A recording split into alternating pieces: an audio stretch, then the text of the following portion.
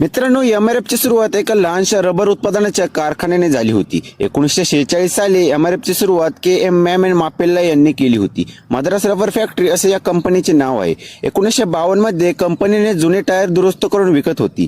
त्यानंतर 1956 मध्ये टायर कंपनीने पूर्ण नवीन टायर निर्मितीला सुरुवात केली. सुरुवातीला कंपनी दुचाकी आणि सायकल टायर बनवत असत. त्यानंतर कंपनीने नंतरच्या काळात कार, ट्रक आणि हवाई जहाजांसाठी टायर तयार करण्यावर लक्ष केंद्रित केले. 1960 मध्ये एमआरएफने मद्रास येथे स्वतःचा मोठा कारखाना स्थापन केला, ज्यामुळे टायर उत्पादन क्षमता पण वाढली. 1961 मध्ये त्यांनी अमेरिकेतील मेन्शन रबर कंपनी सोबत करार करून त्यांची टायर उत्पादन क्षमता आणि तंत्रज्ञान वाढवले. एमआरएफने आपले नाव क्रिकेटमध्ये प्रसिद्ध केले जेव्हा त्यांनी भारतीय क्रिकेटपटू सचिन तेंडुलकरसह करार केला. एमआरएफ बॅट हा ब्रँड जगभरात प्रसिद्ध झाला. सध्या एमआरएफ बॅटचा अँबॅसेडर भारतीय क्रिकेटपटू विराट कोहली आहे. विराट कोहली एमआरएफच्या जीनियस बॅटचा वापर करतो. 14,000 रुपयांच्या गुंतवणुकीसह एका छोट्या रबर बलून